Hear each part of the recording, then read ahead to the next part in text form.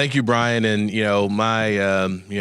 congratulations for all involved, for all the folks involved in putting this on every single year. My colleagues on the county commission, the folks visit Tulsa, certainly the staff here at the fairgrounds. I've been in Tulsa for over 20 years now, and I've known Tulsa as green country this entire time. Emmett just told me something different. He just welcomed me to redneck country, which it was a surprise to me. But I am excited for all the folks who will come in town, who will be part of that 30, 40, $50 million economic impact. But also, I think it's just so cool because, as I understand the history of this event, 1987, 50 cars or something like that. Now we have 300 and how many? 390, almost 400 entries. Talks about the growth of this competition, how big of a deal it is, and because it has become such a big deal, it means it's a real point of pride for all of us who call Tulsa home as we welcome visitors from all across the country and probably a few people from around the world. This is just an event every year that's a real point of pride for us. Now, I have to admit, my career in racing was somewhat brief. It ended at a go-kart track in Cherokee, North Carolina when I was 11 years old. I had a bit of an accident, and I was then told by my mother that racing was not for me. But I will say for folks like me whose career was brief and ended a long time ago, to those who this sport means everything to them, I'm just so glad that this is the type of event every year in this community. No matter where you fall on that spectrum, you can enjoy the Chili Bowl. And so I'm so excited to be mayor of a city that comes together to do things like this, to showcase who we are, but also I'm also an old athlete, man, and I like competition. And there are few competitions as good as this one. So I'm excited about that. I think my job now is to introduce the Chili Bowl co-founder. You heard his name a second ago. He introduced me to what I guess is a different title that we have in this part of the world, Mr. Emmett Hahn. Thank you, Mayor. I appreciate you coming out today. And for some of you people that's not real race fans, I was sitting here thinking as Mayor was talking, these two gentlemen right here are probably the two best racers in the whole United States in any sport. And we are very, very fortunate to have them here. They call him the GOAT, greatest of all times, and I can't disagree with that. And Christopher, he's just an Okie that's went back east and made it big time. He does a great job for Joe Gibbs and them down there. And so I'm just so proud to have them.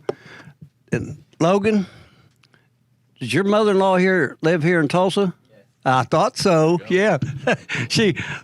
My girl went down to buy some makeup one time, and she said, well, my son-in-law said, I think he just won the Chili Bowl. I said, that can't be. I said, that's Logan Seavey. So his mother-in-law lives here. And one that I want to really, really thank is Stan Salee. He's been a county commissioner a long time. But Stan, John McGrath right here, they're the two people that got our new grandstand put in here. They located money for that, and that made a world of difference. And Mark and Amanda, the manager, COO, they have spent hundreds of thousands of dollars in this building for ventilation, and it has made a huge difference. So everybody has been a part. We got Janet. She came in here from Dallas, Texas, to take care of us up here, and I'm going to tell you, she's done more in 2 years than happened around here in 15 years, and I appreciate it, girl. All right. So I'll hand it back to you. You think we could entice the mayor to get into the two-seater? Well, in front of all these cameras, yes, I think so. Absolutely. I might have a little PTSD, but I'll do it. Yeah. She, as long as I show her tomorrow. No live video. Yeah. So. Oh, yes, thank you. Oh, you go. Oh, you go. Is that This one? All right. Great. Can y'all hear me? I just want to say thank you so much, Emmett. And what it is such an honor to host this. We know that, many cities would love to host this event. And the simple fact that this is our winter Super Bowl, and we know that and we appreciate it and what it does for our hotel community, for our tourism community, our attractions, restaurants, retail. We thank you so much for keeping this in Tulsa, and we want to continue to elevate this event. So we're just honored to host it. Thank you. Queuing up? You sure? Okay. Well, on behalf of the Board of County Commissioners, I want to thank my colleagues and the other directors at the Tulsa County Public Facilities Authority, Expo staff. This event I wouldn't say could be anywhere, but there's a lot of people that love to have this event in their community. And Emmett has been just a tremendous partner in keeping it here. We continue to make investments in this facility, but really the athletes that he's able to attract, these gentlemen down here on the end, people come to see them. But for them and the vendors and everybody that has a part of this, it's just very impactful for this region, and we're so honored to be a part of it. And we want to continue to making these investments to make this grow bigger and bigger, as obviously the shootout has done. And we just can't say thank you enough, Emmett. Appreciate it.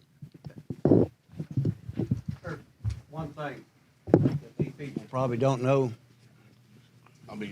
Thank you. Could you hold this for me, Mayor? When this show's over Saturday night, Sunday night, there will be no bleachers, no racetrack, and the boats will be moving in down here on Monday morning. So we got a lot of work to do after the races. And I got to thank all my crew for doing that. I used to help, but I supervise now. Delegate. Go up to questioning, and I'd like to start with Christopher. You've been let off the chain. With Joe Gibbs giving the green light for you to go back to dirt track racing, we've already obviously nearly won the Knepper. You and Kyle had probably the most memorable and epic battle we've ever seen in this building, the shootout. And now coming back in the Chili Bowl, you've also announced sprint car rides throughout the summer. Do you feel like a sense of freedom now that you get to return to your roots? I do, and I think freedom is the right word for it. It's very refreshing to know that if I want to do it, I can do it, and it's in my own hands now. It caught me by surprise whenever I got that phone call that said that I'm going to be able to go race. I think it's a huge credit to, Joe for just realizing what's out there, right? And yeah, so it's very exciting to know that my schedule can be in my own hands now, and I can do what I want to do. Kyle, last year you came in, it was kind of a last minute deal. Mm-hmm. This year you're coming back and you're bringing Paul Silva with you. Is it kind of shaping up as not only as a showdown of the drivers, but also a showdown of the minds behind the cars?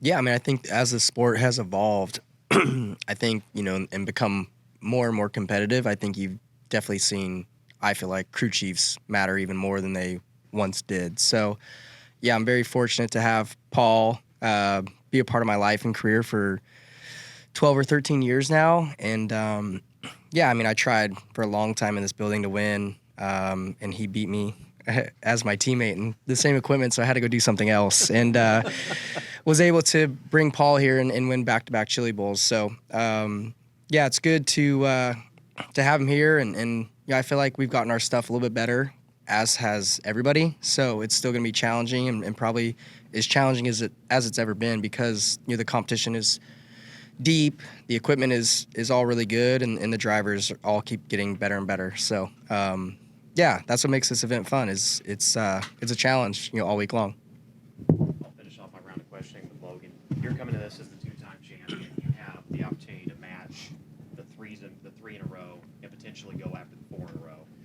Coming off of a wildly successful USAC season, kind of your thoughts coming into this and not being in your normal Abacus Racing, but back in Kevin and Jordan Swindell's car.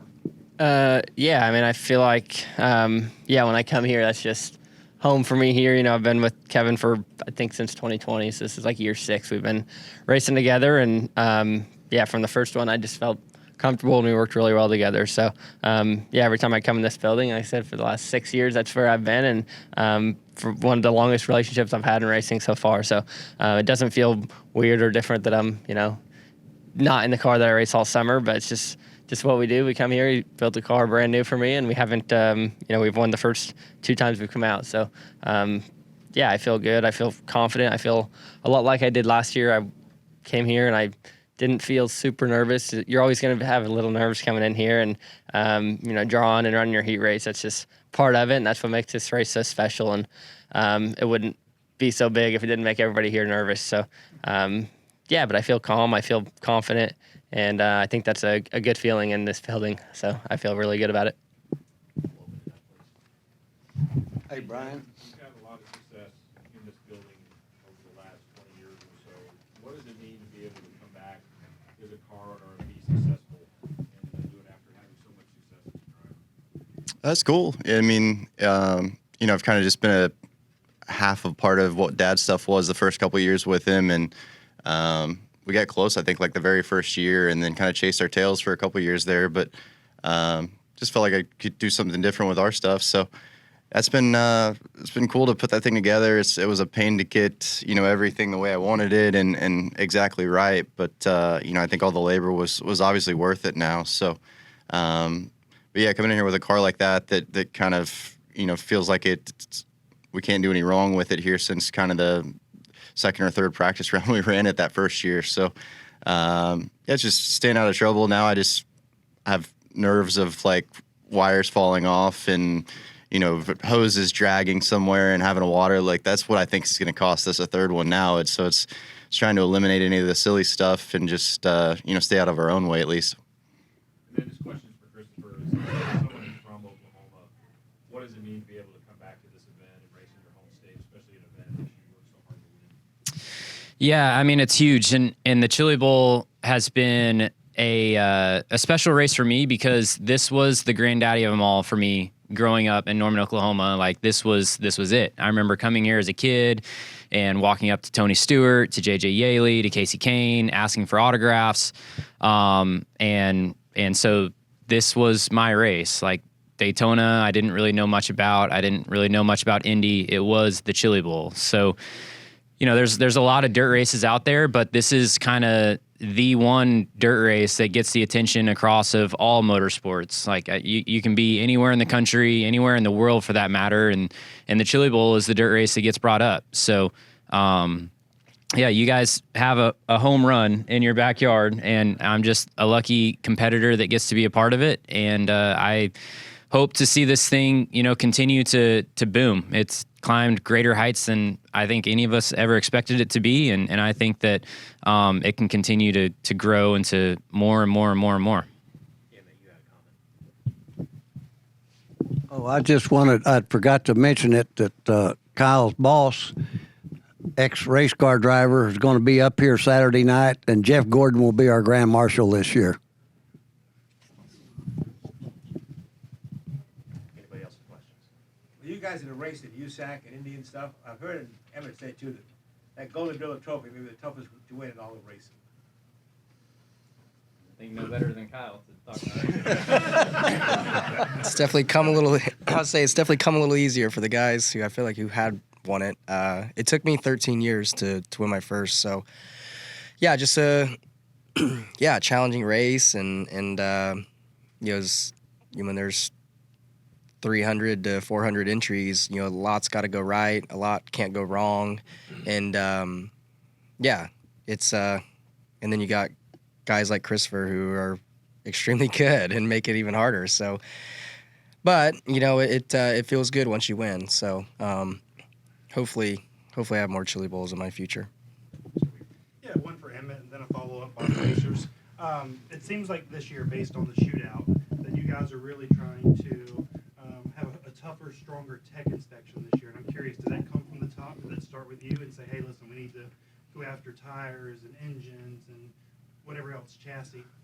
Well, you know, we have a problem in this world with drugs. We have the same thing with racing. They're doping these tires. And so we're working on that. And we did tech this year. I remember one of them smart aleck Cusack boys was up here at the ranch, and we wasn't teching anything. He said, "Just how tight are you on tech up there?" And I said, "We're all over it."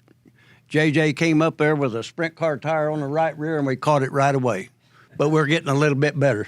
Yeah, and then for the racers, all of you guys, like, is that something that you're comforted by, knowing that tech is better this year?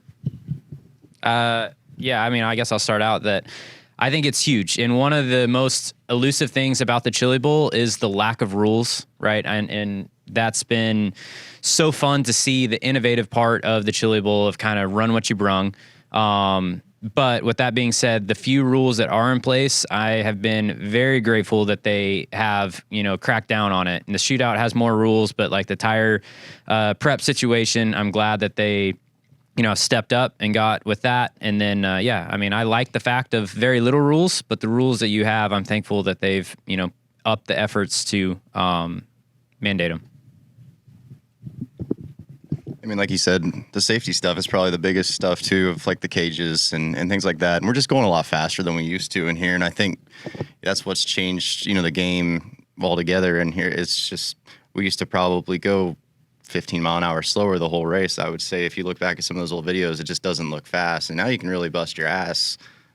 You're not saying you couldn't before, but yeah, and then the prep stuff, it's never really going to go away. Somebody's going to find some indetectable something, I think, forever. But at least if you can keep putting fear into it that, they're chasing it, then, we'll at least make some progress. So, I don't know. It like last year, it didn't seem like it. We went to that harder tire, and you would think if it was really going to show itself, it would have showed itself last year. And I don't think it did too bad. So I think it's working, so far. And obviously shootouts, kicking people out is going to deter even more. So, no, it's all a good thing. I think there needs to be some sort of a box, but yeah, and kind of the sacredity of this place, you need a little bit of freedom. Anything? I think that's pretty well covered. Yeah. Keep saying the same thing. Yeah, this is for Kyle and Christopher. I was struck just now by Christopher, you making that little joke, and last week, two of you going up and shaking each other's hand, and I think not even hugging each other in victory lane. It seemed like publicly there was quite the rivalry a few years ago. How has your relationship kind of changed over the last few years? Here, you can answer. Yeah, I mean, I don't know. I guess the rivalry has been pinned on us by people like Matt Weaver and and everybody else. But Kyle and I, we've obviously been fierce competitors, and we've had a lot of great races, a lot of heartbreaking losses from both of our sides. And, I think hopefully it continues. Yeah, I mean, I agree. We've definitely, I don't know, for the last 12 years, we've competed with each other, frequently. And I think we've both pushed each other to get better. And I think it's good for any athlete to have that person or persons that push you. And like I said, I think we push each other. So we've had a lot of great battles. He's come out on top probably more often than me, at least back in the day. And then, then he had, his stint where he wasn't allowed to race, which was nice on me for sure. But as a fan of the sport and as a competitor who wants to get better, I'm grateful that he's, back racing, dirt. I don't know how many races, but he'll be at a lot of the tracks, and I'm sure races that I'll be at. So yeah, I think it's great for the sport, to have two high-profile guys who have a history of battling for wins together, hopefully battling for wins, again in the present and then on into the future. I've got to ask Kyle a question. Last week at the shootout, he's the first guy that has ever run the right rear halfway up the concrete wall in 1 and 2. And the dirt had got up there, and I went back and watched the film, and first lap he went up there was kind of a little bit cautious, but after that, then he had Christopher in sight, and here he come. But all my 40 years, he's the first one that's run the right rear and right front up on the wall. I think probably too, had Christopher not been the one leading, I'm probably not pushing quite as hard, but I didn't want to see him beat me again, so I was pushing. So, no, it was fun. It made for a super exciting race and one that I think everybody will talk about for a long time. Yeah. Just for the drivers, the A main shortening to 40, what challenge does that present to y'all? I mean, I guess it always just depends on the racetrack, right? If it's go from the beginning, like right away, it's probably not that much different because we ride around for, 10 or 15 anyway when they really, really work it. But there's always guys that can sneak by a couple early or guys that get out of line early and go by guys. So, yeah, I mean, I think it's going to make track position a little more important. I think it's going to make your prelim night more important. Maybe you would much rather win than run second. You obviously always want to win than run second, but that top 5 starting spot might be that much more important. So, yeah, I think everybody's going to be running a little bit harder, and it's going to be. I think it's going to be exciting. I like the longer race, but I don't blame them for going shorter. I think it's going to be great for everybody. Does that put a bigger emphasis though on prelim night in particular, just with starting spot and whatnot? Yeah, absolutely. I think it everything, every little part of the race.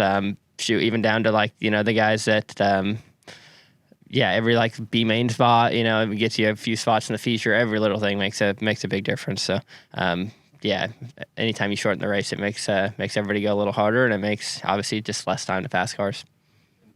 I guess just a small follow-up for Kevin.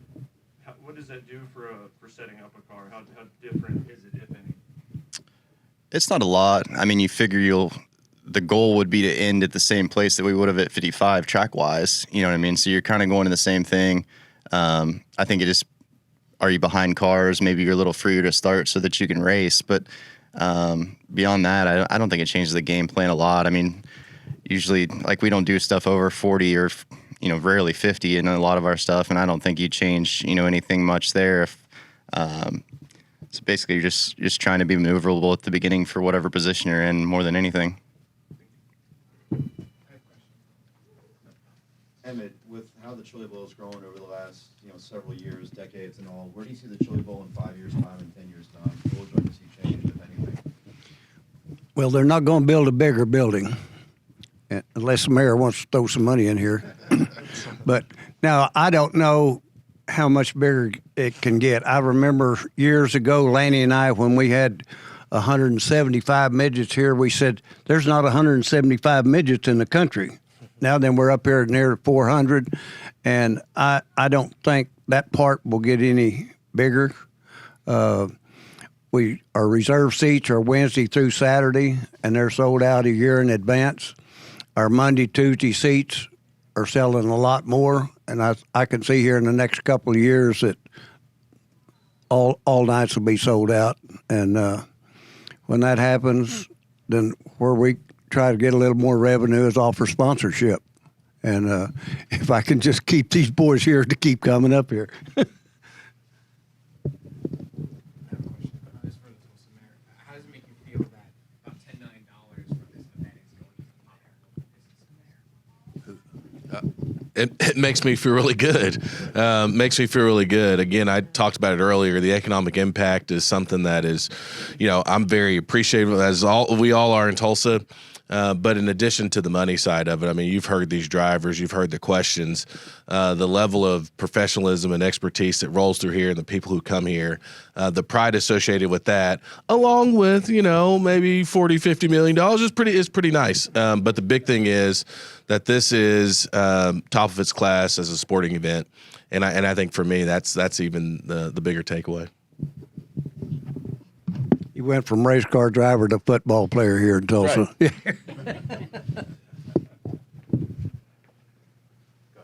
Do you think this question for Kevin or Logan, has changing to the hard compound tire, do you think that has helped you guys at all? Do you think it helps with the racing surface? Also, how does it kind of change your setup? What are your overall thoughts of changing to that hard compound? Seemed like it really just changed a little bit how they had to drive the cars more than anything. I don't think we didn't really go any different last year from the first year on the RD12s.